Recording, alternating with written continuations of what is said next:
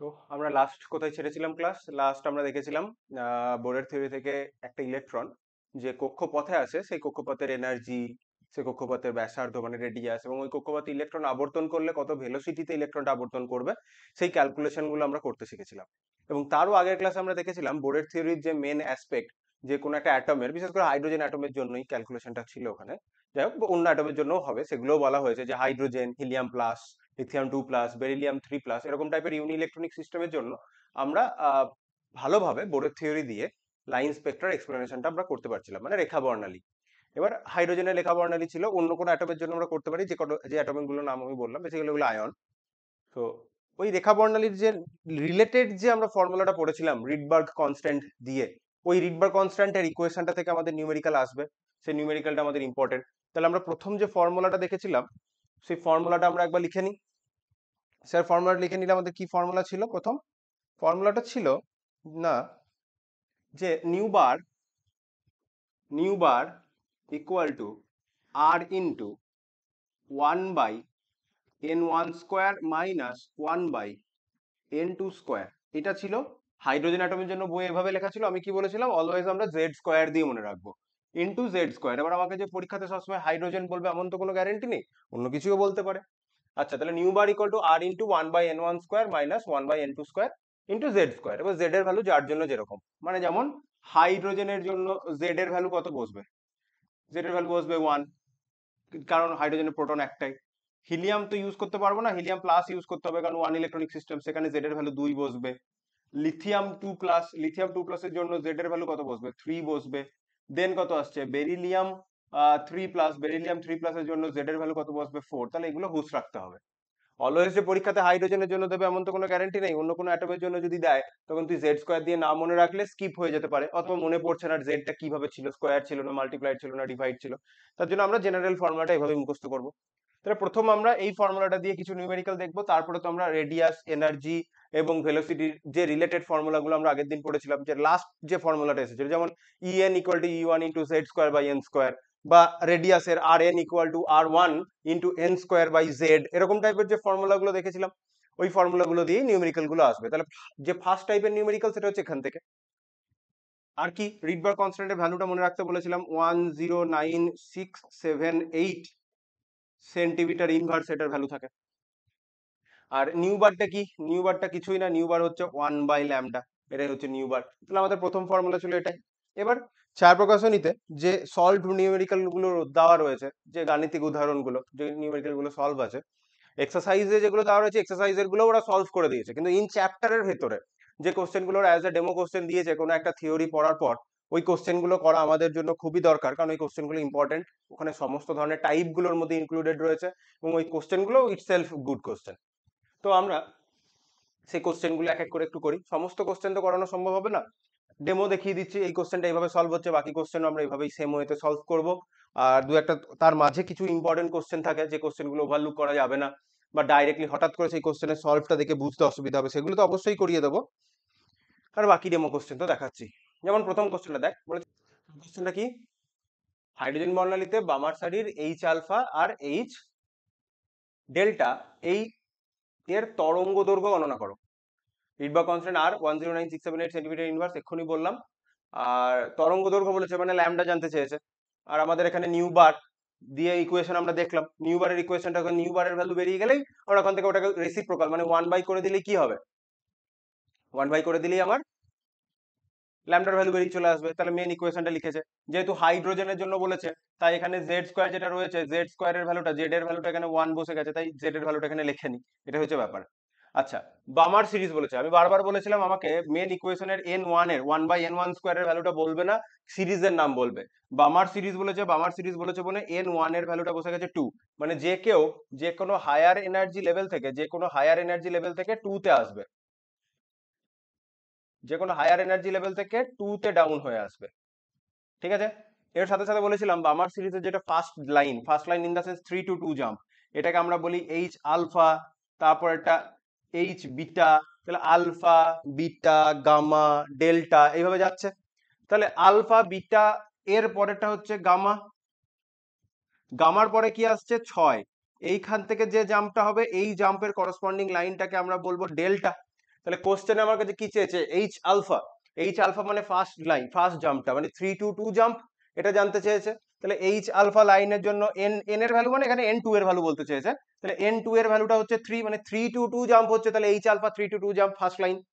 দেন বলেছে যে H delta, তাহলে আলফা বিটা গামা ডেল্টা, তাহলে ডেল্টাটা কোথা থেকে কোথায় জাম্প, 6 থেকে 6 নম্বর থেকে 2 নম্বরে, তাহলে এটা, তাহলে এই দুটো জাম্প ক্যালকুলেট করে দিলেই হবে। তাহলে প্রথমবারের জন্য নিউ এইচ আলফা লাইনের ভ্যালু কি হবে, রিডবার কনস্ট্যান্ট বসলো 1/2 স্কয়ার 3 স্কয়ার, যে ভ্যালুটা আসবে সেটাকে 1 বাই করে দিয়েছে, তাহলে এইটার ভ্যালুটাকে 1 বাই করে দিয়েছে, ভ্যালু আসবে, ক্যালকুলেটর থাকবে, করে নিতে পারবি। আমি শুধু মেন যে ভ্যালুগুলো মেন ইকুয়েশনে কিভাবে বসছে সেটা বলে দিচ্ছি, আশা করি বুঝতে পারছিস। দেন ডেল্টা বলেছে মানে 6, জাস্ট এন টু এর জায়গায় 6 বসবে, যে ভ্যালুটা আসবে সেই ভ্যালুটাকে 1 বাই করে দিতে হবে, তাহলেই আমার সেন্টিমিটারে আলটিমেটলি ল্যামডার ভ্যালুটা বেরিয়ে চলে আসবে। তাহলে এই কোশ্চেনটা করানোর মিনিংটা কি, এই কোশ্চেনটা করানোর মিনিং হচ্ছে H alpha beta gamma delta এরকম করে তোকে যদি ভ্যালু বলে, যেন পরীক্ষাতে বুঝতে পারিস কি বলতে চেয়েছে। আর অলওয়েজ বলেছি n1 এর ভ্যালু তোকে ডাইরেক্ট বলবে না, সিরিজের নাম বলে দেবে, সেখান থেকে বুঝতে হবে, ঠিক আছে। তাহলে এটা একটা টাইপ গেল, এটা একটা ইম্পর্টেন্ট টাইপ।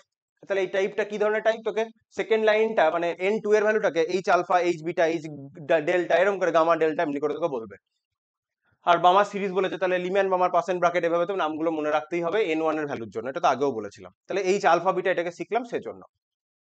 আচ্ছা দেন দেন 2 নম্বরের কোশ্চেনটা করতে পারবি, দেখ হাইড্রোজেন বর্ণালীতে বামার সিরিজ যে রেখাটির তরঙ্গ দৈর্ঘ্য এত, মেন ইকুয়েশন নিউ বার দিয়ে জানিস, বামার সিরিজ মানে n2, নিউ বারকে 1 বাই ল্যামডা করে দিয়েছে, তাহলে তুই নিউ বারের ভ্যালু বার করলি, নিউ বারের ভ্যালুটাকে নিউ বারের থেকে তুই 1 বাই ল্যামডা পেয়ে যাবি।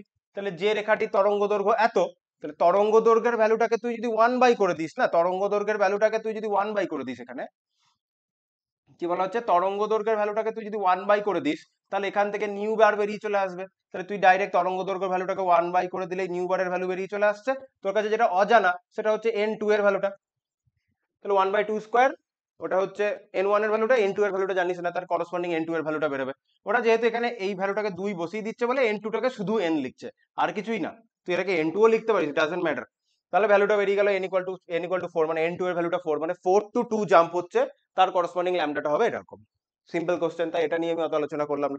3 নম্বর টাইপটা যেটা আসছে, এটা আবার একটা ইম্পর্টেন্ট টাইপ আসছে, তো এটা একটু ভালো করে বুঝতে হবে কি বলতে চেয়েছে। কোশ্চেনটা ভালো করে দেখ, বলছে হাইড্রোজেনের পারমাণবিক বর্ণালীতে লিম্যান সিরিজ, বেশ লিম্যান সিরিজ যেই বললো তোর মাথাতে কাজ করছে, তাহলে n1 এর ভ্যালুটা তাহলে 1 লিম্যান, তাহলে n1 জেনে গেলাম। নিউ বার ইকুয়াল টু আর, আর এর ভ্যালু আমরা জানি, রিডবার কনস্ট্যান্টের ভ্যালু, n1 এর ভ্যালু আমরা জানি। রেখাগুলি, এবার বাকি কোশ্চেনে দেখি, লিম্যান সিরিজের রেখাগুলির হ্রস্বতম আর দীর্ঘতম তরঙ্গ দৈর্ঘ্য নির্ণয় করো। তাহলে এইটা তোকে বার করতে দিয়েছে ল্যামডা মিনিমাম, আর তোকে কি বার করতে দিয়েছে, আয়ের উপর ডাকটা পড়ছে না, হ্যাঁ ল্যামডা মিনিমাম, আর এইটা কি হচ্ছে ল্যামডা ম্যাক্সিমাম ক্যালকুলেট করতে দিয়েছে, ঠিক আছে। এই বিষয়ে আমরা একটা জিনিস দেখি, ল্যামডা মিনিমাম আর ল্যামডা ম্যাক্সিমাম বলতে আমরা কি বলতে চাইছি, ঠিক আছে। না তাহলে এত দূর আমরা দেখেছিলাম, তাহলে এটা একটা পার্ট গেল। দেন নেক্সট পার্টে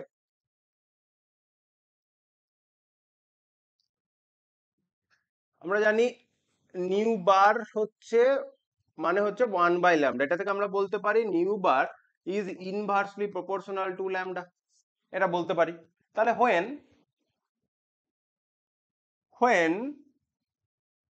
নিউ বারের ভ্যালু ম্যাক্সিমাম হবে, তখন যখন নিউ বারের ভ্যালু ম্যাক্সিমাম, দেন ল্যামডাটা কি হবে, মিনিমাম ভ্যালু আসবে, 1 নম্বর। আর 2 নম্বরে কি, when যখন নিউ বারের ভ্যালুটা মিনিমাম হবে, তখন ল্যামডার ভ্যালুটা কি হবে, ম্যাক্সিমাম হবে। এই হচ্ছে ব্যাপার, আশা করি বুঝতে পারছি উল্টো উল্টো সম্পর্ক। তাহলে নিউ বার যখন ম্যাক্সিমাম হবে তখন ল্যামডাটা মিনিমাম হবে, আর নিউ বার যখন মিনিমাম হবে তখন ল্যামডাটা ম্যাক্সিমাম হবে। এবার আমার মেন ইকুয়েশন ছিল এটা, তাহলে কি করতে হবে, আমাকে একবার দীর্ঘতম আর হ্রস্বতম মানে ল্যামডা মিনিমাম আর ল্যামডা ম্যাক্সিমাম বার করতে বলেছে। তাহলে বেসিক্যালি আমি একবার নিউ বার ম্যাক্সিমাম বার করবো, একবার নিউ বার মিনিমাম বার করবো। নিউ বার যখন মিনিমাম তখন ল্যামডাটা ম্যাক্সিমাম, আর যখন নিউ বার ম্যাক্সিমাম তখন ল্যামডাটা মিনিমাম। এবার আমাকে এখানে খুঁজে বার করতে হবে কোন কন্ডিশনে আমি নিউ বার ম্যাক্সিমাম পাবো আর কোন কন্ডিশনে আমি নিউ বার মিনিমাম পাবো, এই দুটো কন্ডিশন আমাকে এখানে খুঁজে বার করতে হবে। তাহলে সেই দুটো কন্ডিশন আমরা দেখি। তাহলে প্রথমে আমি এটাকে ম্যাক্সিমাইজ করার কন্ডিশনটা ভাবি। Nu bar equal to R into 1/n1 square minus 1/n2 square. হাইড্রোজেনের জন্য যেহেতু বলেছে তাহলে জেড স্কোয়ারটা 1 স্কোয়ার হয়ে যাচ্ছে, তাহলে জেড স্কোয়ার নিয়ে আর বলছি না। এবার 1/n1 স্কোয়ার, n1 স্কোয়ারটা তো আমার লিম্যান সিরিজ বলে দিয়েছে, তাহলে n1 এর ভ্যালুটা 1 বসলো, তাহলে 1/1 স্কোয়ার হলো মাইনাস 1/n2 স্কোয়ার। তাহলে আমাকে বল লিম্যান সিরিজের জন্য তোর কাছে অ্যাভেলেবেল n2 কি?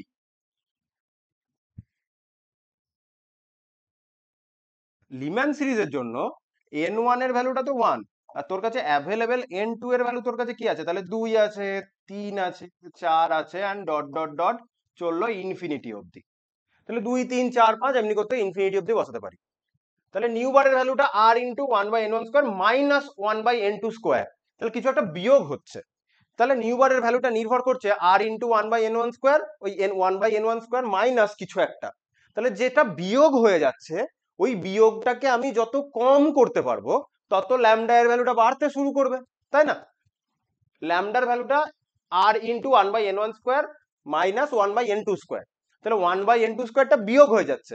তাহলে বিয়োগ, আমি কোনো কিছু থেকে বিয়োগটা বা কমে যাওয়াটা যত কমাতে পারবো, মানে যেটা বিয়োগ হয়ে যাচ্ছে সেটাকে যত মিনিমাইজ করতে পারবো মেন ভ্যালুটা তত বাড়বে, তাই না? ধর 100 টাকা আছে তোর কাছে, তোর কাছে 100 টাকা থেকে খরচা যত দিনের শেষে কম করতে পারবি তোর কাছে সেভিংস তত বেশি হবে। এখানেও সেরকম 1/n1 স্কোয়ার থেকে 1/n2 স্কোয়ারটা বিয়োগ হয়ে যাচ্ছে, ওই বিয়োগটা যত কম করতে পারবো তত আমার বেশি সেভিংস হবে, তত বেশি পড়ে থাকবে, নিউ বারের ভ্যালুটা ম্যাক্সিমাম হবে। এই হচ্ছে কন্ডিশন। তাহলে n2 এর ভ্যালুটা তুই 2 3 4 5 করে অনেক কিছুই বসাতে পারিস। তাহলে আমি যদি বসাই ওখানে ইনফিনিটি স্কোয়ার, তাহলে 1/ইনফিনিটি স্কোয়ার, 1/ইনফিনিটি স্কোয়ারের ভ্যালু হচ্ছে 0, দ্যাট মিনস 1/n1 স্কোয়ার থেকে কিছুই বিয়োগ হলো না। তাহলে 1/n1 স্কোয়ার থেকে যখন কিছুই বিয়োগ হলো না তখন কি হলো? নিউ বারের ভ্যালুটা হলো ম্যাক্সিমাম। এটা প্রথম কথা। তাহলে এই কথাটা অনুযায়ী আমরা ফার্স্ট, তাহলে নিউ বার ম্যাক্সিমাম বেরোলো, নিউ বার ম্যাক্সিমাম বেরোলো মানে কি ওই কন্ডিশনে ল্যামডাটা মিনিমাম হবে, তাহলে নিউ বারের ভ্যালুটাকে রেসিপ্রোকাল করে দিলেই হবে। তাহলে আমরা ফার্স্টে দেখি, তাহলে দেখ মেন ইকুয়েশনটা তো লিখে দিয়েছে। লিম্যান সিরিজে n1 এর ভ্যালু 1, n2 এর ভ্যালু ইনফিনিটি পর্যন্ত হতে পারে। এখন লিম্যান সিরিজের হ্রস্বতম তরঙ্গদৈর্ঘ্য রেখাটি n1 এবং n2 শক্তি স্তরের দুটির মধ্যে শক্তির পার্থক্য সর্বদা ঠিক আছে। তাহলে n2 এর ভ্যালু যদি আমি ইনফিনিটি বসাই, n2 এর ভ্যালু ইনফিনিটি বসালে কি হচ্ছে এখানে দেখ, n2 এর ভ্যালু ইনফিনিটি বসালে যেটা হলো আমি আগে যেটা বললাম, এটা মানে হচ্ছে new bar maximum equal to হচ্ছে 1/ল্যামডা মিনিমাম। তাহলে 1/ল্যামডা মিনিমাম, পাশেই লিখেছে, আমি আবার লিখতে কেন গেলাম, দূর, লেখাই তো আছে সাইডে, আমার লেখার আর তার দরকার নেই, লক্ষ্য করিনি। তাহলে ল্যামডা ম্যাক্স, নিউ বার যখন ম্যাক্সিমাম, নিউ বার ম্যাক্সিমামেই আমার ল্যামডা মিনিমাম আসবে। নিউ বার কখন ম্যাক্সিমাম হচ্ছে? যখন আমি কিছুই বিয়োগ হচ্ছে না, 1/1 স্কোয়ার থেকে কিছু একটা বিয়োগ হয়ে যাচ্ছে, ওই বিয়োগ ফলটাকে যত কম রাখতে পারবো, ওই যে বললাম 100 টাকা আছে ধর তোর কাছে, যত কম খরচা করবি তত তোর কাছে সেভিংস বেশি হবে।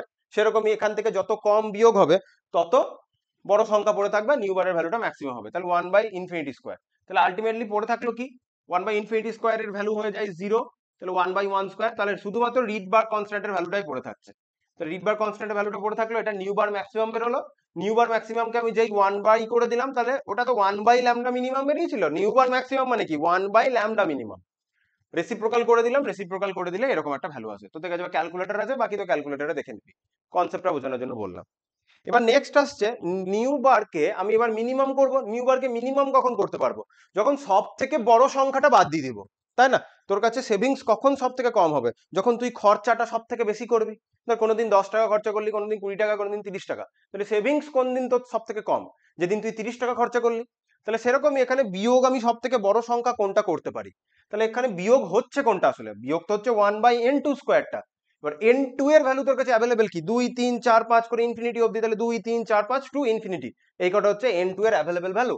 তাহলে এই কটা যদি তোর n2 এর অ্যাভেলেবেল ভ্যালু হয়, তাহলে একটা জিনিস ভালো করে দেখ, আমি বলছি ম্যাক্সিমাম বিয়োগ দিয়ে দেবো, তাহলে নিউ বারটা মিনিমাম হয়ে যাবে। ম্যাক্সিমাম আমি যদি বিয়োগ দেওয়ার কথা বলি, তাহলে একটা জিনিস ভালো করে দেখ, তো আমি যদি ম্যাথামেটিক্যালি বলি 2 is smaller then 3, 3 is smaller then 4 and so on infinity থেকে, তাহলে ইনফিনিটি সব থেকে বড়। কিন্তু এই জিনিসটাকেই যদি রেসিপ্রোকাল করে দিই, 1 করে দিই, তাহলে 1/2 হয়ে যাবে কিন্তু এখন সব থেকে বড়, দেন 1/3, দেন 1/4 অ্যান্ড ডট ডট ডট 1/ইনফিনিটি। তাহলে 1 করে দিলেই ইনফিনিটিটা ছিল সব থেকে বড়, এখন ইনফিনিটিটাই সব থেকে ছোট। তাহলে ম্যাক্সিমাম কোন সংখ্যাটা বিয়োগ দিতে পারি? ম্যাক্সিমাম আমি যে সংখ্যাটা বিয়োগ দিতে পারি সেটা হচ্ছে বেসিক্যালি 1/2 মানে n2 এর ভ্যালুটা 2 বসাবো, এবার n2 ওখানে স্কোয়ার হয়ে রয়েছে, তাহলে 1/n2 স্কোয়ার হয়ে বসবে।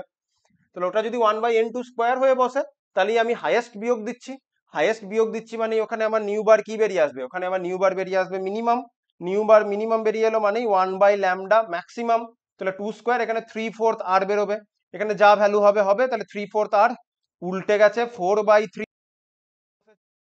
ক্যালকুলেটরে বসিয়ে দিবি, আর এর জায়গায় ওই 109678 সেন্টিমিটার বেরোবে, কারণ রেসিপ্রোকাল করেছিস, আর সেটাকে 10⁻⁸ সেন্টিমিটারকে অ্যামস্ট্রং এ কনভার্ট করেছে। তুই তুই এটা ন্যানোমিটারেও লিখতে পারতি, যাই হোক যাতেই লিখতে, এটা অ্যামস্ট্রং এ লিখেছে। তুই যদি এটা সেন্টিমিটারে লিখে ছেড়ে দিতি, তাতেও তোকে নাম্বার দিতে বাধ্য, তার কারণ মেন কোশ্চেনে কোথাও বলা নেই আলটিমেট অ্যান্সারটা তুমি কোন ইউনিটে বার করবে। বলা আছে কি না, বলেনি। তরঙ্গ দৈর্ঘ্য নির্ণয় করো, যদি বলতো তরঙ্গ দৈর্ঘ্যটাকে অ্যামস্ট্রং ইউনিটে প্রকাশ করো, এরকম এন্ট্রান্সে বলে দেয় যে যেটা ভ্যালুটা বেরোবে সেটাকে সেন্টিমিটারে বার করো, বা সেটাকে ন্যানোমিটারে বার করো, অ্যামস্ট্রং এ বার করো, এরকম করে বলে দেয়। কিন্তু এখানে যেহেতু তোকে ওরকম কোনো রেস্ট্রিকশন করে দেয়নি যে আলটিমেট অ্যান্সারটাকে কোন ইউনিটে বার করতে হবে, তাই আলটিমেট অ্যান্সারটা তুই অ্যামস্ট্রং এ বার কর, ন্যানোমিটারে বার কর, মিটারে বার কর, সেন্টিমিটারে বার কর, কেউ তোকে নাম্বার কাটতে পারবে না, অ্যাজ লং অ্যাজ তুই তরঙ্গ দৈর্ঘ্য মানে ওয়েভ লেন্থের ইউনিট ইউজ করছে, বা তুই ওয়েভ লেন্থের ইউনিটে তুই যদি হার্জ লিখে দিস, বা ওয়েভ লেন্থের ইউনিটে তুই যদি এখন কিলোমিটার পার আওয়ার লিখে দিস, মানে ভেলোসিটি ইউনিট লিখে দিস, তাহলে ইউনিট ভুলভাল লিখে দিলে তো নাম্বার কাটবে। অ্যাজ লং অ্যাজ ইউনিট তুই ঠিক লিখেছিস, এবং মেন কোশ্চেনে তোকে কোন ইউনিটে বার করতে হবে সেই রেস্ট্রিকশনটা দেয়নি, তাহলে কোনো অসুবিধা নেই। অনেক কোশ্চেনে ইউনিটের রেস্ট্রিকশন দিয়ে দেয় যে এই ইউনিটেই বার করতে হবে, মানে এক্সামিনার দেখতে চাইছে তুমি সেন্টিমিটার থেকে অ্যামস্ট্রং এ বা ন্যানোমিটারে কনভার্ট করতে জানো নাকি, সেটা অন্য কোশ্চেন। এবার বাকি কোশ্চেন গুলো দেখ, একবার করে পড়ে দিলেই করতে পারবি। বলেছে দেখাও যে বামার সারির রেখাগুলির তরঙ্গ দৈর্ঘ্য অত অ্যামস্ট্রং থেকে এত অ্যামস্ট্রং এর মধ্যে অবস্থান করে। তাহলে বামার সিরিজের বলেছে, তাহলে বামার সিরিজ যেই বলেছে, তাহলে দেখ অটোমেটিক্যালি n2 এর ভ্যালুটা তোর কি বসে গেল, 2 বসে গেল, n2 বলছি সরি, n1 এর ভ্যালুটা কত বসে গেল, 2 বসে গেল। তাহলে n2 এর ভ্যালু বামার সিরিজের জন্য তোর কাছে অ্যাভেলেবেল কি 3 4 5 6 করে ইনফিনিটি অবধি। তাহলে বামার সিরিজে যে 3 4 5 6 করে ইনফিনিটি অবধি, তাহলে n2 এর ভ্যালু একবার ইনফিনিটি বসালি, তাহলে একবার নিউ বার আগেরটার মতনই, নিউ বার ম্যাক্সিমাম মানে ল্যামডা মিনিমাম, এখান থেকে ল্যামডা মিনিমামের ভ্যালুটা বেরিয়ে চলে এলো এত, আর একবার উল্টোটা বসালাম 3 বসালাম, তাহলে ওখান থেকে ল্যামডা ম্যাক্সিমামের ভ্যালুটা বেরিয়ে আসবে। ঠিক আছে, ওখান থেকে ল্যামডা ম্যাক্সিমামের ভ্যালুটা বেরিয়ে এলো, তাহলে ল্যামডা ম্যাক্সিমামের ভ্যালুটা বেরিয়ে এলো 6546 অ্যামস্ট্রং, এটা এলো 63647 অ্যামস্ট্রং। তাহলে দেখাতে পারলাম যে লোয়ার লিমিট তো আপার লিমিটের মধ্যেই থাকে, তাহলে মিনিমাম ল্যামডা ম্যাক্সিমাম ল্যামডা বার করারই কোশ্চেন, জাস্ট কোশ্চেনটা পড়ে বোঝা। তাহলে এই কোশ্চেন গুলো ছায়াপ্রকাশনের যে সলভ নিউমেরিক্যাল গুলো আছে খুবই ইম্পর্টেন্ট, এর সলভ নিউমেরিক্যাল গুলো করা মানে তুই অলরেডি 90% স্টুডেন্টের আগে পৌঁছে গেছিস, পরীক্ষাতে মোটামুটি সব ধরনের কোশ্চেনই করে আসতে পারবি। বাস এই টাইপ গুলো করা হলো। এরপরে তো ধর সিলেবাস শেষ করার একটা ব্যাপার আছে, মিনিমাম মানে মোটামুটি যে কোশ্চেন গুলো আমাদের করলে পরীক্ষাতে অ্যান্সার করতে পারবো, এন্ট্রান্সও করতে পারবো, সেগুলো আমি সলভ করাচ্ছি।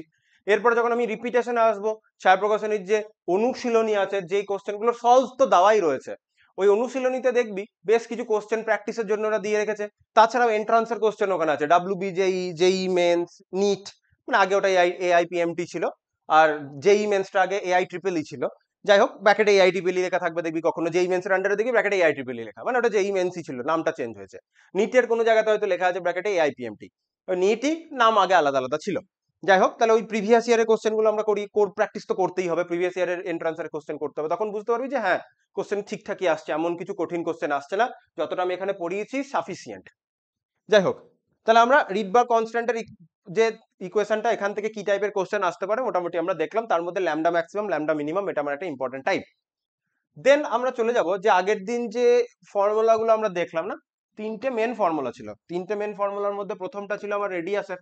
রেডিয়াসের ফর্মুলা কি ছিল, r n equal to r1 into কি ছিল, এন স্কোয়ার বাই জেড ছিল এটা। এবার জেড এর ভ্যালু 1 2 3 4 যেরকম অ্যাটম বলবে সেরকম, তার মধ্যে মনে রাখতে বলেছিলাম r1 এর ভ্যালুটা, r1 এর ভ্যালুটা কত ছিল 0.529 অ্যামস্ট্রং, মানে 52.9 পিকোমিটার। তাহলে ফার্স্ট বোর অরবিটের রেডিয়াসটা বলে দেয়, তো জানা থাকলে একটু হ্যান্ডি হলো। 2 নম্বর আমার কি ছিল, VN, VN equal to v into কি ছিল, জেড বাই এন ছিল। এখানে ভি1 এর ভ্যালুটা অতটা মনে রাখতে দরকার নেই, রাখতে পারিস। 3 নম্বর যেটা মোস্ট ইম্পর্টেন্ট, সেটা হচ্ছে E N equal to E one into এখানে কি আসছে, Z square by N square. এবার এখানে ই1 এর ভ্যালুতে বেশ কিছু প্রবলেম আছে, আগের দিন যেমন বললাম। সেটা হচ্ছে প্রথম আমরা জুলে মনে রাখি, -2176 ইন্টু 10⁻⁻21 জুল। এটা কিন্তু প্রতি অ্যাটমের জন্য, একটা সিঙ্গেল হাইড্রোজেন অ্যাটমের জন্য। অনেক জায়গাতে এই পয়েন্টটা এদিক ওদিক করা থাকে, কোনো জায়গাতে লেখা থাকতে পারে 2.18 ইন্টু 10⁻18 জুল, তাহলে এই দশমিক গুলো এদিক ওদিক করা হয়েছে। কোনো জায়গাতে 21.76 ইন্টু পাওয়ার 10 এর পাওয়ার কিছু লেখা থাকতে পারে। তাই ওগুলো জাস্ট লক্ষ্য করবি, দেখবি যে কোনো জায়গাতে ভ্যালুটা আলাদা আলাদা হয়েছে, তার রিজনটা হচ্ছে 10 এর পাওয়ারটাকে নিয়ে এদিক ওদিক করা হয়েছে, তখন পয়েন্টটাও এদিক ওদিক হচ্ছে। তাহলে এটা একটা পার অ্যাটম। আর আমাদের কি মনে রাখতে হয়? আর আমাদের মনে রাখতে হয় -13.6 ইলেকট্রন ভোল্ট, এটাও কিন্তু পার অ্যাটম। দেন আরেকটা মনে রাখতে বলেছিলাম, -1312 কিলো জুল, এটা হচ্ছে পার মোল। মোল কনসেপ্ট পড়িয়েছি। মোল মানে হচ্ছে Avogadro number of particle 6.022 into 10⁻23টা হাইড্রোজেন অ্যাটম যদি আমরা নিই, ওই ততগুলো হাইড্রোজেন অ্যাটম বেসিক্যালি এই যে E1 এর যেটা পার অ্যাটমের ভ্যালু, সেটাকে তুই যদি অ্যাভোগাড্রো নাম্বার দিয়ে মাল্টিপ্লাই করে দিস, সেটাই চলে আসে। এগুলো আমরা আগের দিন পড়েছিলাম, তাই তো? তাহলে এই তিনটে মেন ফর্মুলার উপরই আমাদের বাকি নিউমেরিক্যাল গুলো এবার হবে। তাহলে চলে যাই আমি কোশ্চেনে, সলভ নিউমেরিক্যালি যাই। দাঁড়া, তাহলে r n equal to R1 into n square by Z আছে, বাই জেড এই যে n square by Z 0.529 angstrom অথবা 52.9 পিকোমিটার। এগুলো যখন ক্লাসে করিয়েছিলাম তখন সেগুলো তো ভালো করে মার্ক করিয়ে দিয়েছিলাম। তাহলে এন স্কোয়ার বাই জেড, এইগুলোই ভালো করে মনে রাখতে হয়। ভেলোসিটির ক্ষেত্রে কি আসবে? ভেলোসিটির ক্ষেত্রে আসবে 1/n, that means vn equal to v1 into z/n, যেখানে v1 এর ভ্যালুটা আসে 2.18 ইন্টু 10⁸ সেন্টিমিটার পার সেকেন্ড। যদি v1 এর ভ্যালু তোর মনে হয় মুখস্থ করবি। দেন en এর ইকুয়েশনটা কি আছে? en এর ইকুয়েশনটা আছে ultimately z square by n square, bracket দিয়ে কোথাও কি লিখেছে? এখানে লেখা আছে en equal to e1 into 1/n square, এটা হাইড্রোজেনের জন্য। আর তুই যদি জেনারেল টার্মে পড়িস তাহলে z square by n square. এই যে জেনারেল টার্মে তুই যদি পড়িস, জেনারেল টার্মে পড়লে কি আসছে? en এর ভ্যালুটা আসছে এই যে 1312 into Z square by N square, kilo joule per mole, অথবা 13.6 electron volt per atom Z square by N square. কারণ মেন ফর্মুলাটা কি? মেন ফর্মুলা হচ্ছে en equal to E1 into Z square by N square. তাহলে এখানে এখানে Z square by N square কে রেখেছে, এটা তো থাকছেই, Z square by N square কে থাকছে। E1 এর ভ্যালুটা একবার বলছে -13.6 ইলেকট্রন ভোল্ট, তো এটা ইলেকট্রন ভোল্ট, এটা দেখ পার অ্যাটমে, রাইট? আর এখানে কত বলেছে? 1312, এটা কিলো জুল কত, তো এটা পার মোলে বা মানে মোল ইনভার্স। এটা হচ্ছে ব্যাপার, এটা হলো ব্যাপারটা, ক্যালকুলেশন। দেন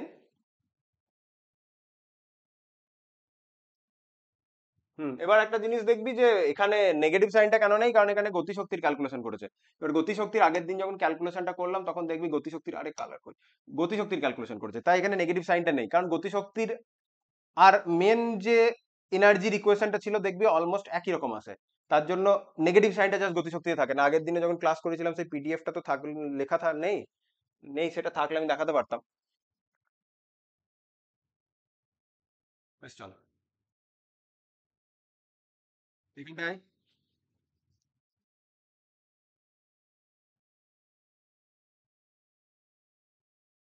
ইএন ইকুয়াল টু তাহলে কি হলো -1312, এনার্জি হচ্ছে -1312। ওখানে পজিটিভে যেটা দেখলি, আগের পেজে যেটা পজিটিভে দেখালাম, ওটা গতিশক্তি ক্যালকুলেশন হয়েছে। টোটাল এনার্জি যেটা ভ্যালু হয়, গতিশক্তির ভ্যালুটা ঠিক তার অপোজিট হয়। টোটাল এনার্জিটা যেহেতু নেগেটিভে, গতিশক্তির ভ্যালুটা তার পজিটিভে। কি করে বলছি?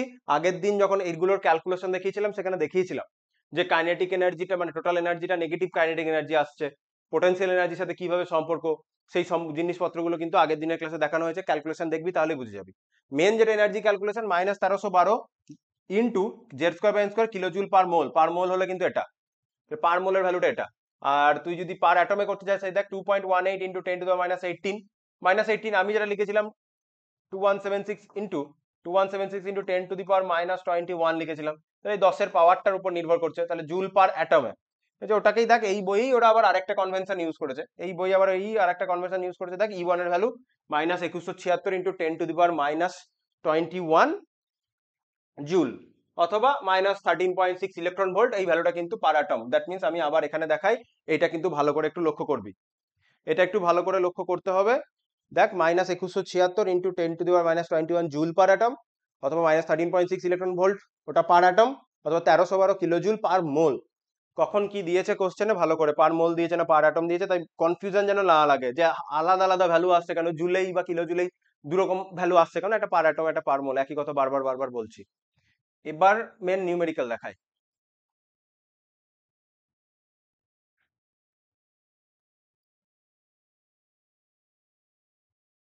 বাকি এখনো বোরের থিওরি ত্রুটি এগুলো বলবো, বোরের থিওরির ত্রুটিটা বলে আরেকবার।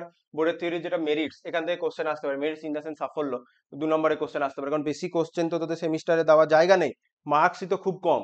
সো 2 নম্বর ছোট ছোট করে এখান থেকে কোশ্চেন আসতে পারে, বেশি লেন্দি কোশ্চেন দেবেই না। অনেক থাকতে পারে, তোকে 4 নম্বরের কখনো বলবে না যে বোর্ডের থিওরি কি ত্রুটি আছে বা কি সাফল্য বলো, কারণ বল আবার একই কথা, কোশ্চেন করার জায়গা খুব কম, তাই ছোট ছোট কোশ্চেনই করবে। সেগুলো আবার বলবো, কারণ বোর্ডের থিওরি সাফল্য থেকেই আমরা নেক্সট ক্লাস স্টার্ট করবো, আজকে নিউমেরিক্যাল গুলো দেখছি। তাহলে দেখ, নিউমেরিক্যালটা এই পিডিএফ এ নেই, যে পিডিএফ এ আছে সেই পিডিএফটা অন করি।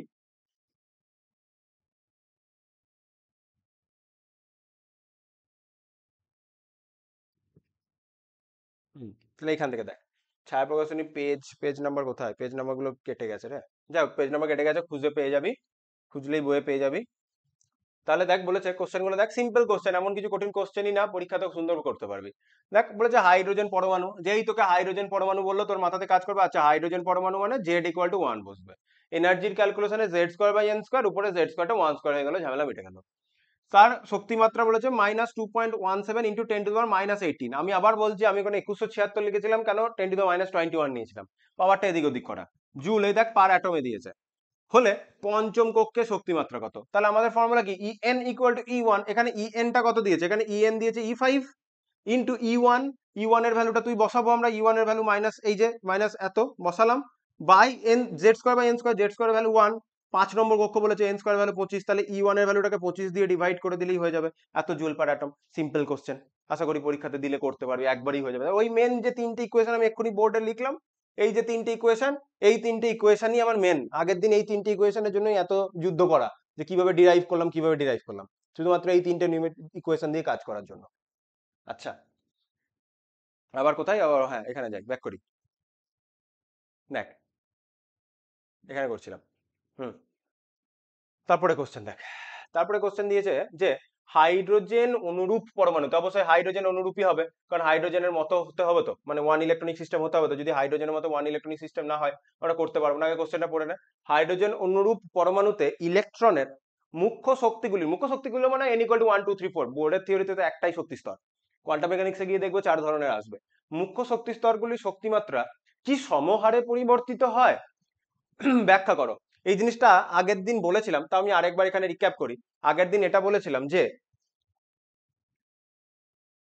যে যদি এটা তোর n1 লেভেল হয়, মানে n = 1 লেভেল হয়, তাহলে এটা হবে তোর n = 2 লেভেল, তারপরে এটা আসবে n = 3, তারপরে এটা আসবে n = 4, দেন n = 5। একটা জিনিস লক্ষণীয়, যে এনার্জিটা ক্রমশ বাড়ছে, কক্ষপথের ভ্যালু মানে 1 2 3 4, যত আউটার অরবিটের দিকে যাচ্ছি তত আমার এনার্জি বাড়ছে, ওটা তো ঠিক, যে n1 এর থেকে 2 এর বেশি, 2 এর থেকে 3 এর বেশি, 3 এর থেকে 4 এর বেশি, 4 এর থেকে 5 এর বেশি, কিন্তু যেটা হয় 2 আর 1 এর মধ্যে যে গ্যাপটা, সেই গ্যাপটা নিশ্চয়ই 3 আর 2 এর মধ্যে গ্যাপের সমান নয়, দেখে তাই বোঝা যাচ্ছে 4 আর 3 এর মধ্যে গ্যাপটা 5 আর 4 এর মধ্যে গ্যাপের সমান নয়। ইন দ্য সেন্স আমি বলতে চাইছি, প্রতি মোমেন্টে একটা জিনিস দেখ, যে 1 আর 2 এর গ্যাপের থেকে গ্যাপগুলো গ্র্যাজুয়ালি কমতে কমতে যাচ্ছে, ক্রমশ এই গ্যাপগুলো কমছে, এনার্জির ভ্যালু বাড়ছে কিন্তু তাদের করসপন্ডিং গ্যাপগুলো কমছে, তার মানে গ্যাপগুলো ইউনিফর্ম নয়। যদি n1 n2 n2 n2 n3 n3 n4 n4 n5 প্রত্যেকের মধ্যে গ্যাপটা সমান হতো, তাহলে বলতাম ইউনিফর্ম গ্যাপ, কিন্তু এখানে গ্যাপটা কিন্তু ইউনিফর্মলি নেই, গ্যাপটা কি হয়েছে, ক্রমশ ছোট হয়েছে। সেটাকেই বলেছে এখন কি না, নিউমেরিক্যালি বা ম্যাথামেটিক্যালি আমাকে করে বলো যে এরকম হচ্ছে। তাহলে তুই কি করবি, তুই জাস্ট সবগুলোর জন্য তো করবি না, তুই কি করবি, E1 আর E2 এর গ্যাপ বার করবি, E2 আর E3 এর মধ্যে গ্যাপ বার করবি, দিয়ে বলবি দেখো E1 E2 এর মধ্যে যতটা এনার্জির গ্যাপ, আর E2 E3 এর মধ্যে কিন্তু এনার্জির গ্যাপটা আলাদা, বাস গল্প শেষ, ওটাই করবি। তাহলে দেখ সেখানে কিভাবে ক্যালকুলেশন হবে, এত বড় এইভাবে অত অত জটিল করে ভাবার দরকারই নেই, আমার এত বড় ইকুয়েশনকে নিয়ে ভাবার দরকারই নেই, বারবার যেটুকু বলেছি বইয়ে এভাবে করেছে বলে যে তোকে বইয়ে এভাবে এত বড় এনার্জির ইকুয়েশনটা মুখস্থ করে করতে হবে, কোনো দরকার নেই, এত বড় আমি মুখস্থ করতে বলেছিলাম না, তাহলে আমরা এত বড় ইকুয়েশন ইউজই করবো না, তাহলে আমি কি বললাম, E1 আর E2 এর মধ্যে এনার্জি গ্যাপ বার করবো, E2 আর E3 এর মধ্যে এনার্জি গ্যাপ বার করবো, বাস গল্প শেষ। তাহলে আমি E1 E2 আর E3 এই 3টে লেভেলের এনার্জি বার করি, করসপন্ডিং বিয়োগ করে দেখাবো যে আলাদা আলাদা আসছে, তাহলেই তো কাজ হয়ে যায়। আমার তো এত বড় ইকুয়েশনকে নিয়ে ভাবতেই হবে না, তাহলে আমি সেই ক্যালকুলেশনটা করি। ধর তাহলে আমি সাইডেই করি, এই সাইডেই ক্যালকুলেশন করি। তাহলে অলরেডি আমরা E1 এর ভ্যালু জানি, E1 এর ভ্যালু নিয়ে আমাদের অত ভাবার কিছু নেই। E1 ঠিক আছে, E1 এর ভ্যালু আমরা বার করতে পারবো। E2 এর দেখি, E2 এর হচ্ছে কি না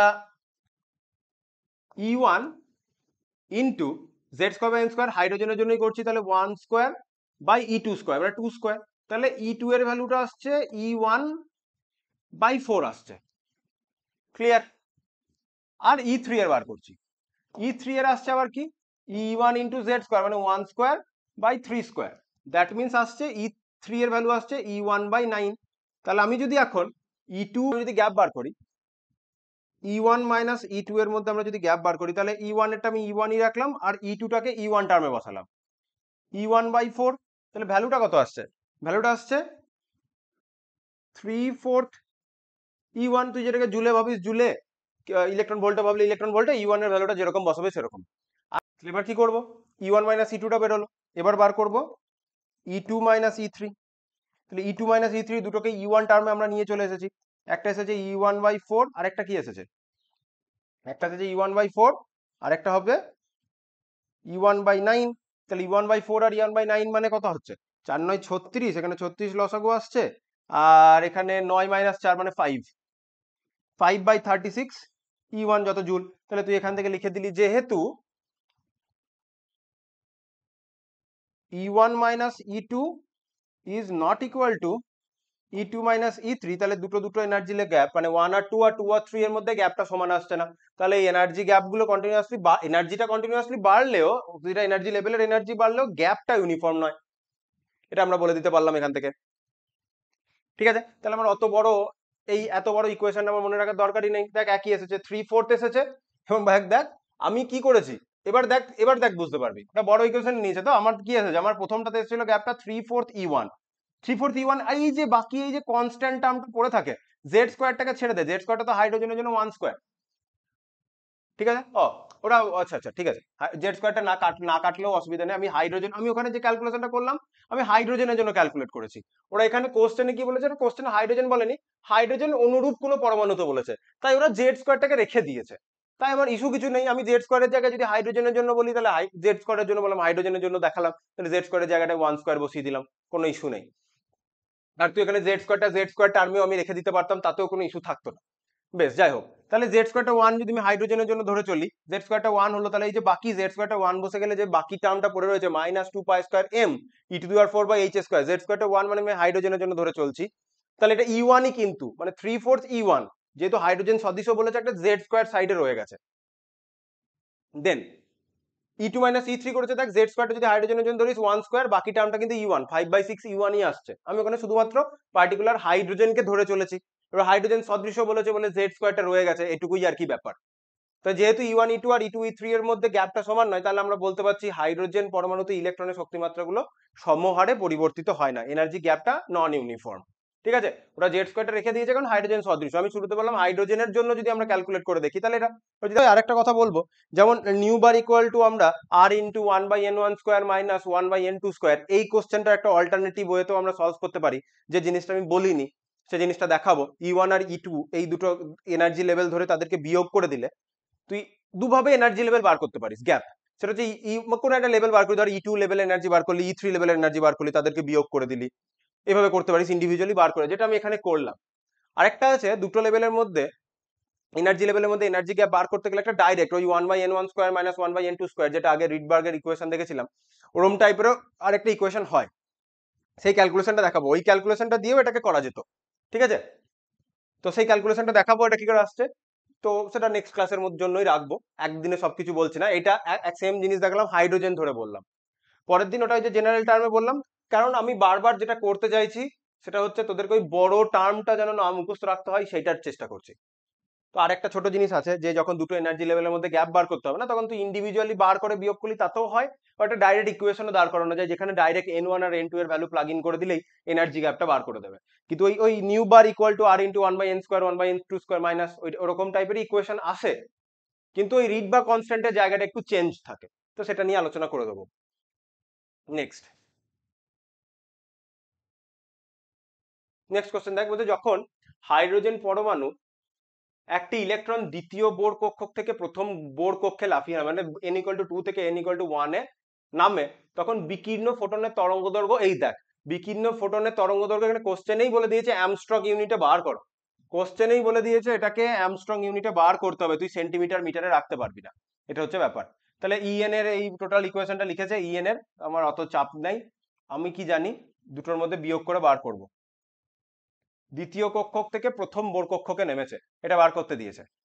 নম্বর থেকে 1 নম্বরে নামছে বিকীর্ণ ফোটনের তরঙ্গ দৈর্ঘ্যটা বার করতে দিয়েছে, তাহলে আমি E2 এর এনার্জি বার করব, E1 এর এনার্জি বার করব, E1 এর এনার্জি তো আমরা জানি, আর E2 এর এনার্জিও আমরা জানি, জানি ইন দ্য সেন্স E2 এরটা বার করে নিতে পারবো না, E2 এর এনার্জিটা কি করে বেরোবে, E2 এর এনার্জি বেরোবে E2 = E1 × z²n², হাইড্রোজেনের জন্যই বলেছে, তাহলে E1 এর ভ্যালুটাকে 2² দিয়ে ডিভাইড করে দিতে হবে, তাহলেই হয়ে যাবে। E1 এর ভ্যালু আমরা জানি, ওই দুটোর মধ্যে বিয়োগফল নেব, তাহলেই আমার হয়ে যাচ্ছে ক্যালকুলেশন। তাহলে এখানে ওই আয়নন বিভবটা আমার এখানে লাগছে না, মানে বুঝেছি ব্যাপারটা, বলি। তো এই কোশ্চেনটা করতে গেলে আমাদের আরেকটা জিনিস শিখতে হবে, এখানে আয়নন বিভবটা বলেছে, আয়নন বিভবটাকে কাজে লাগিয়ে এখানে E1 এর ভ্যালুটাকে বার করা হয়েছে। এবার তুই তো পরীক্ষাতে যাওয়ার সময় তোকে কি বলেছিলাম, E1 এর ভ্যালুটা তুই মুখস্থ করে নিয়েছিস, তাই আয়নন বিভবের ভ্যালুটা বলেছে, ওখান থেকে E1 এর ভ্যালুটা বেরিয়েছে, আমি তার জন্য খুঁজে পাচ্ছিলাম না আয়নন বিভবটা আবার কেন কাজে লাগালো, আসলে E1 এর ভ্যালুটা বলা নেই, তাই আয়নন বিভব থেকে E1 এর ভ্যালুটা বার করেছে, প্রথমে লক্ষ্য করিনি।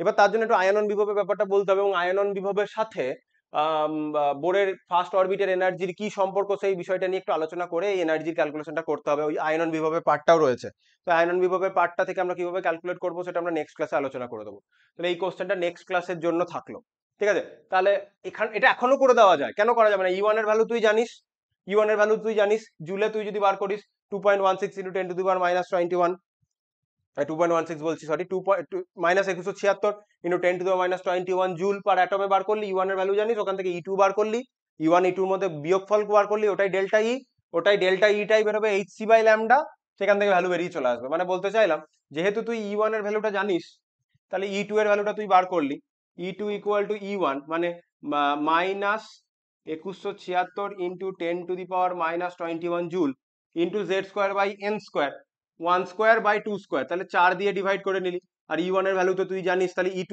- E1 করলি, ঠিক আছে, E2 - E1 করলি, তাহলে এখান থেকে বিয়োগ করে নিলি, -2176 × 10⁻⁻21/4, মাইনাস অফ মাইনাস, তাহলে প্লাস হয়ে যাবে, বা মানে মাইনাস অফ মাইনাস, E1 এর ভ্যালু এটা 10⁻⁻21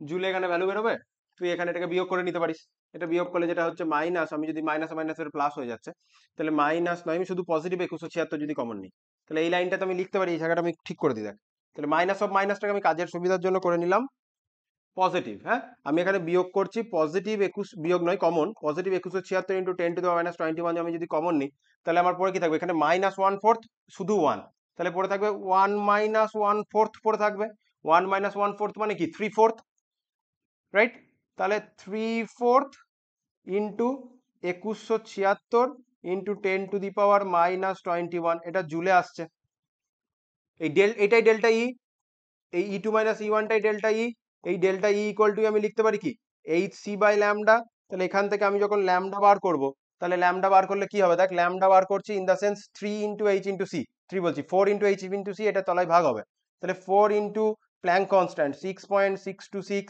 ইন্টু 10⁻⁻34 ইন্টু লাইটের স্পিড, জুল সেকেন্ডে, এটা সব এসআই এসআই বসাতে হবে, 3 × 10⁸ metre per second divided by 3 into 2176 into 10⁻⁻21, তাহলে এখান থেকে আমার ল্যামডাটা বেরিয়ে আসবে, ঠিক আছে।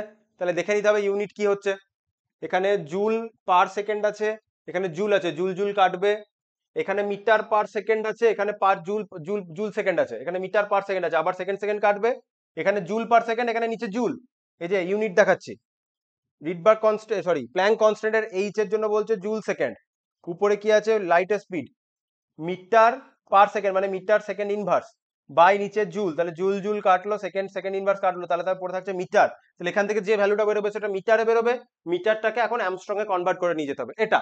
এবার তুই যেহেতু এটাকে করতে পারলি, যেহেতু কি না তুই E1 এর ভ্যালুটিকে মুখস্থ করে রেখেছিস, তাই এই নিউমেরিক্যালটা এভাবে করে দিতে পারলাম।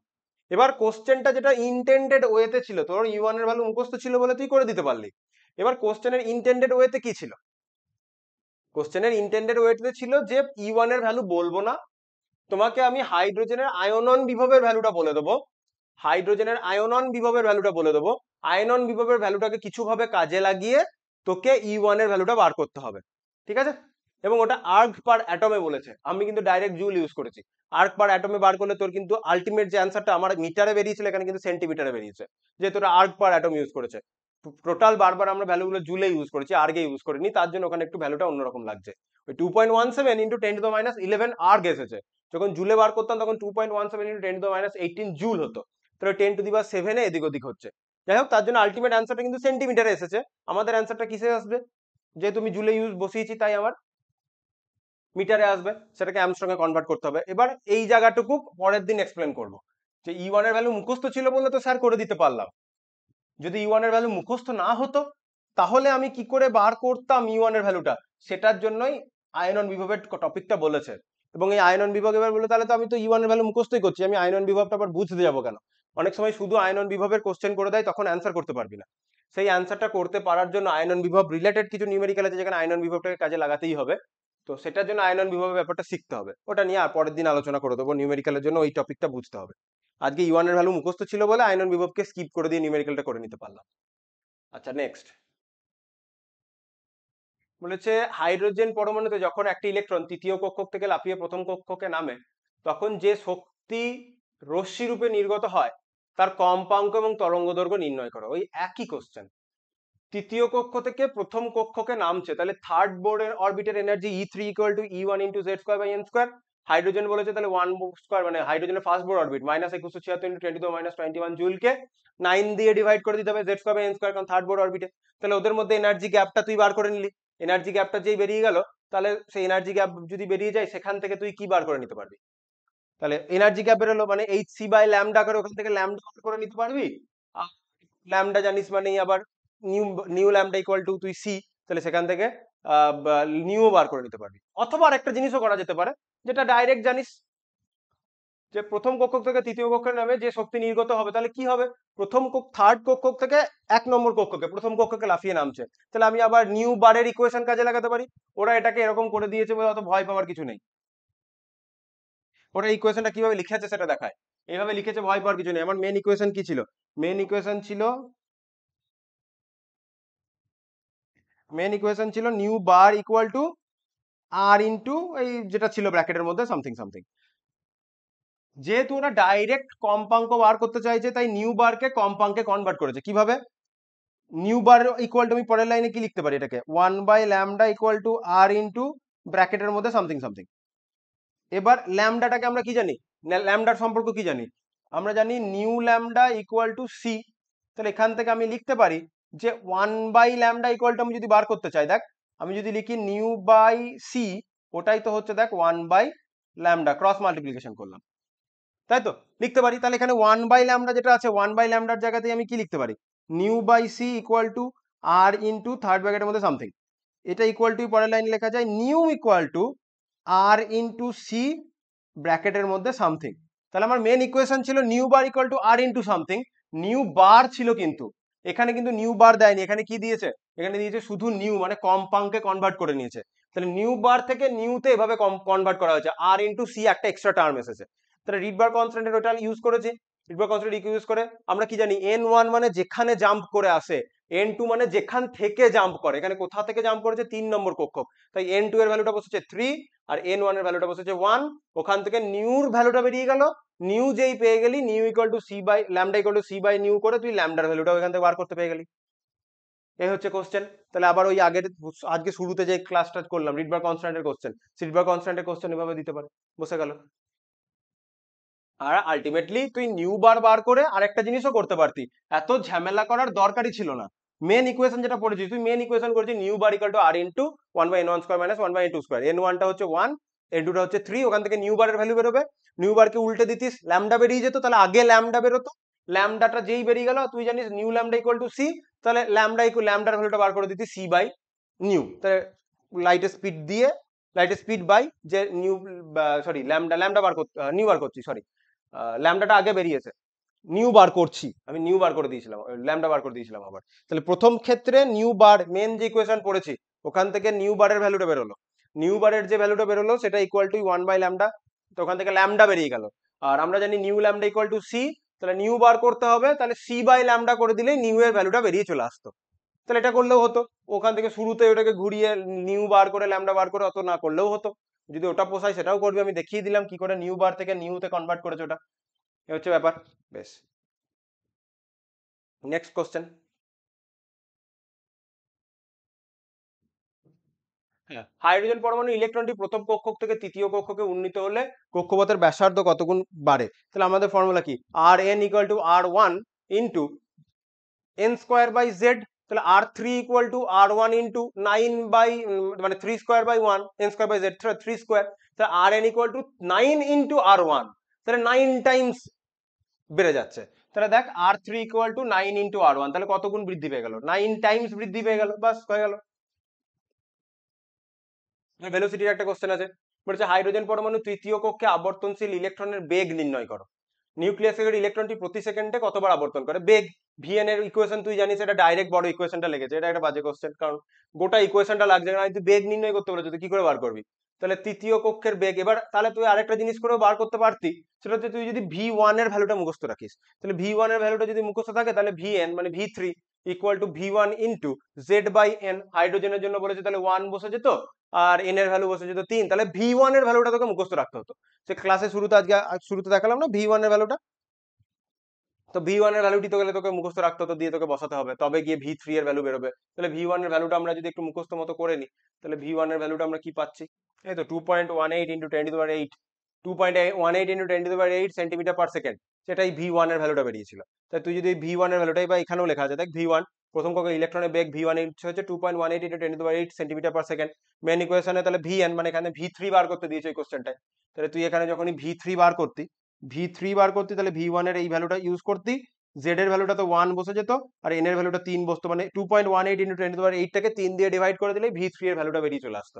তাহলে ভি1 এর ভ্যালুটাও তাহলে একটু মুখস্থ করে নে, 2.18 ইন্টু 10⁸ সেন্টিমিটার পার সেকেন্ড, তাহলে ওটা হচ্ছে ভি1 এর ভ্যালুটা। এবার যে কোশ্চেনটা করছিলাম সেই কোশ্চেনে যদি ব্যাক করি তাহলে পাবো, কোথায় কোশ্চেনটা করছিলাম, এই কোশ্চেনটা, এখানে কোশ্চেন করছিলাম, তাহলে এখান থেকে তুই ভি1 এর ভ্যালুটা মুখস্থ করে নিলি, তাহলে ভি3 এর ভ্যালুটা সহজে বেরিয়ে চলে আসবে। আর কি বলেছে, ইলেকট্রনটা প্রতি সেকেন্ডে কতবার আবর্তন করে, ওই নিউক্লিয়াসে ঘিরে ইলেকট্রনটা প্রতি সেকেন্ডে, তাহলে ওই কক্ষপথটা রেডিয়াসটা লাগছে, তাহলে তৃতীয় কক্ষপথের রেডিয়াসটা বার করে নিলি, আর ওয়ান ইন্টু এন স্কোয়ার, আর ওয়ান ইন্টু হ্যাঁ এন স্কোয়ার বাই জেড, তাহলে আর ওয়ান এর তুই ভ্যালু জানিস, এরা বড় বড় ইকুয়েশন গুলোকে ইউজ করেছে, কোনো মানে নেই, তুই ওই জন্যই আর ওয়ান ই1 এবং ভি1 এর ভ্যালুটাকে মুখস্থ করতে বলে নিয়েছি, তার কারণ ডাইরেক্ট বসে যাবে, এত বড় বড় এন স্কোয়ার এইচ স্কোয়ার 4 পাই এম, এত বড় বড় ভ্যালু তুই পরীক্ষাতে বসাবি, তাহলে তো ক্যালকুলেটর আছে বলে এক ধরনের ব্যাপার, কিন্তু তুই তো যদি এই কনস্ট্যান্ট টার্মটাকে আর1 বা ভি1 বা ই1 এর ভ্যালুটা তুই যদি মুখস্থ করিস, কনস্ট্যান্ট টার্মটাকে তো বাইপাস করে দিতে পারছিস, তাহলে এত কিছু কাজই করতে হবে না, তাহলে ডাইরেক্ট মানে আর1 এর ভ্যালু তুই এখানে অ্যামস্ট্রং এ বসিয়ে দিতে পারবি, তাহলে বেরিয়ে আসবে, তাহলে ভ্যালু বেরিয়ে এলো। যদিও সেই অ্যামস্ট্রনটাকে সেন্টিমিটারে কনভার্ট করতে হবে, কারণ ভেলোসিটিটা সেন্টিমিটার পার সেকেন্ডে বেরিয়েছে, আর এখানে কক্ষপথে ব্যাসার্ধটা বেরোলো 4.77 ইন্টু 10⁻⁻8 সেন্টিমিটার, তাহলে পেলাম, তাহলে ওই কক্ষপথে পরিধি বার করতে পারবো 2 পাই, মানে 2 পাই আর, তাহলে 2 পাই আর3, তাহলে টোটাল কক্ষপথের পরিধিটা পেয়ে গেলাম। তো ইলেকট্রনটা আবর্তন করবে কি করে, বেগ বাই কক্ষপথের পরিধি, ঠিক আছে, সে 1 সেকেন্ডে মানে ভি3 এর বেরোচ্ছে 7.278 ইন্টু 10⁻7 সেন্টিমিটার পার সেকেন্ড, তাহলে 1 সেকেন্ডে অতটা পরিমাণ দূরত্ব যায়, তাহলে সে প্রতি সেকেন্ডে কতবার আবর্তন করবে, প্রতি সেকেন্ডে কতবার আবর্তন করবে, তাহলে 1 সেকেন্ডে অতটা যায়, বা 2.7 যায় 1 সেকেন্ডে, তাহলে এতটা যেতে লাগবে কত সেকেন্ড, বেসিক্যালি সেটাকেই উল্টে দিয়েছে, তাহলে প্রতি সেকেন্ডে কতবার যাবে, বেগ বাই কক্ষপথের পরিধি করে দিলেই হয়ে যাবে, বেগ বাই কক্ষপথের পরিধি করে দিলেই প্রতি সেকেন্ডে কতবার যাচ্ছে সেটা পেয়ে যাবো। তাই ডিবগলি বলেছে, ডিবগলি কোশ্চেন পরে চলে যাবো, এটা ডিবগলি আগের দিন পরের দিন শিখবো, এখানে একটা ডিবগলি কোশ্চেন ওরা ইনক্লুড করে ফেলেছে, ডিবগলি কোশ্চেন পরের দিন করবো। তারপরে 8 কোশ্চেন দেখ, হাইড্রোজেন পরমাণু বোর, হাইড্রোজেন পরমাণুর একটি বোর ইলেকট্রনের বেগ আলোর বেগের 1/276 অংশ হলে ইলেকট্রনটি কোন কক্ষে অবস্থিত, তাহলে আলোর বেগ আমরা মুখস্থ রেখেছি, মিটার পার সেন্টিমিটার পার সেকেন্ডে বসেছে, 1/275 দিয়ে ভাগ করে দিয়েছে, 1/, মানে 1/275 দিয়ে গুণ করেছে, ভ্যালু এসছে 1.09 ইন্টু 10⁸ সেন্টিমিটার পার সেকেন্ড। তাহলে ওটা পেয়ে গেলাম এন কিছু একটা কক্ষপথ, nth কক্ষপথের গতিবেগ পেয়ে গেলাম, তম কক্ষপথের vn এর ইকুয়েশন, সেখান থেকে vn এর একটা ভ্যালু বেরোবে, vn equal to v1 into z/n, z এর ভ্যালু 1, এই দেখ 2.18 ইন্টু 10⁸, এটাই v1 এর ভ্যালুটা। তাহলে এত কিছু এইগুলো মুখস্থই করবো না, বারবার বলছি এই জিনিসগুলো আমরা মুখস্থই করবো না, এরকম করে মুখস্থই করবো না। vn equal to v1 into z/n এইভাবে মুখস্থ করবো, যেখানে v1 এর ভ্যালুটা ডাইরেক্ট বসবে 2.18 ইন্টু 10⁸, v1 এর ইকুয়েশন ডাইরেক্ট বসলো, হাইড্রোজেন বলেছে তাই z ইকুয়াল টু 1, আর আমরা nth কক্ষপথেরই বার করতে চাইছি কোন কক্ষপথ, তাহলে nটা পড়ে রইলো, n এর ভ্যালু বেরোবে। তাহলে n তম কক্ষপথে গতিবেগ পেয়েছিলাম আলোর গতিবেগের 1/275 অংশ পেয়েছি, আর n তম কক্ষপথের ইকুয়েশন কাজে লাগিয়ে পেয়েছি 1 মানে 1 v1 এর ভ্যালু বাই n, এই দুটোকে ইকুয়েট করে দিলে এখান থেকে n এর ভ্যালু বেরিয়ে চলে আসছে 2, বাস হয়ে গেল। তার জন্যই R1, V1 এবং E1 এই তিনজনের ভ্যালুটা মুখস্থ রাখাটা এতটা দরকার, এই নিউমেরিক্যাল গুলো করতে না হয় বড় বড় ইকুয়েশন গুলোকে মুখস্থ রাখতে হবে, সেটাকে বাইপাস করার জন্য এই তিনটে ভ্যালু মুখস্থ রেখে দেবো, বাস আমার কাজ হয়ে গেল। দেন কোশ্চেন দেখি, বোরের তত্ত্ব অনুযায়ী হাইড্রোজেন পরমাণুর n তম কক্ষে ইলেকট্রনের শক্তি En, ওই ভ্যালু বলেছে -2.21.76 ইন্টু 10⁻19 জুল। H প্লাস আয়নের তৃতীয় কক্ষক থেকে একটা ইলেকট্রনকে বিতাড়িত করতে প্রয়োজনীয় কতটা শক্তি লাগবে। ঠিক আছে, বিতাড়িত করতে মানে আবার সেই তরঙ্গ দৈর্ঘ্য, মানে ওই আয়নন বিভবের কথা আসছে, আয়নন বিভবটা নেক্সট ক্লাসে বলে এই কোশ্চেন গুলো সলভ করবো, আয়নন বিভব বলবো। আচ্ছা, এবার এখানে একটা জিনিস লক্ষণীয়, হাইড্রোজেনের জন্য বোরের তত্ত্ব অনুযায়ী হাইড্রোজেন পরমাণুর ইকুয়েশন বলে আমাকে ওখানে কিন্তু হিলিয়াম প্লাসের জন্য বলেছে, তাহলে জেড এর একটা ব্যাপার আছে, তো জেডটা এখানে হুশ রাখতে হবে, কিন্তু মিস হয়ে যাবে না, হাইড্রোজেনের জন্য 1 বসিয়ে দিচ্ছিল, এবার জেডটা কিন্তু দরকার পড়বে, এইগুলোই বলছিলাম যে জেড চলে আসে তখন প্রবলেম হয়ে যায়। বাকি এরপর থেকে তো আমাদের আবার কোয়ান্টাম মেকানিক্যাল মডেল স্টার্ট হয়ে গেল, তো পরের দিন ওই আয়নন বিভবের জায়গাটা বলবো, এবং এটাও বললাম যে এনার্জি গ্যাপটা আমরা ইন্ডিভিজুয়ালি E2 E3 বার করে বিয়োগ করতে পারি, অথবা ডাইরেক্ট ওই রিডবার্গ কনস্ট্যান্টের যে ইকুয়েশন ছিল ওরকম টাইপের একটা ইকুয়েশনও আসে, তাহলে ওইটা কিভাবে আসছে সেটা দেখিয়ে দেবো, ওই ইকুয়েশনটা একটা বলে দেবো ডাইরেক্ট বসবে, আর আয়নন বিভবের ব্যাপারটা বলে দেবো, আয়নন বিভবটা কি দিয়ে এই কোশ্চেনগুলো কিভাবে করতে হয়, তাহলে ওই রিলেটেড দুটো কোশ্চেন আমরা দেখে নেবো। তারপরে আমরা ওখানে ডি বগলি হাইজেনবার্গ করবো নেক্সট ক্লাসে, তার রিলেটেড নিউমেরিক্যালও তো করবো, দেন আমরা কোয়ান্টাম মেকানিক্যাল মডেলের দিকে যাবো। যাই হোক, তাহলে আজকের ক্লাসে এতটাই, এই সলভ নিউমেরিক্যাল গুলো অবশ্যই করতে হবে, এই নিউমেরিক্যাল গুলো প্র্যাকটিস করবি, চ্যাপ্টারের শেষে আরো কোশ্চেন দেওয়া আছে সেগুলো সলভ করার চেষ্টা করবি, দেখবি একই টাইপের। আর কি রেকমেন্ডেড, যে প্রিভিয়াস ইয়ার কোশ্চেন গুলো যেগুলো রয়েছে WBJEE, JEE মেন্স, AIPMT, ওই কোশ্চেন গুলো এই ছায়া প্রকাশনীর বইয়ের চ্যাপ্টারের শেষেই দেওয়া রয়েছে, তো ওই কাছে যদি করসপন্ডিং প্রিভিয়াস ইয়ারের বই থাকে সেখান থেকে করবি, যেখান থেকে হোক, প্রিভিয়াস ইয়ারের কোশ্চেন আমাদের অলওয়েজ সলভ করতে হবে, ঠিক আছে, তাহলেই মেন পরীক্ষাতে গিয়ে টাইপটা কমন পেয়ে যাবি। আর বোর্ডস এর জন্য কি, বোর্ডস এর জন্যই অবশ্যই বোর্ডস, মানে আমি 12 এর কথা যদি বলি, সেমিস্টার 1 সেমিস্টার 2, তখন আমরা প্রিভিয়াস ইয়ারের কোশ্চেন গুলো যেই করবো না, most of the question previous year থেকে কমন পাওয়া যায়, তত চাপের কিছু নেই। তাহলে আজ এতটাই থাকলো, নেক্সট ক্লাসে আমরা ডি বগলি হাইজেনবার্গ দেখবো।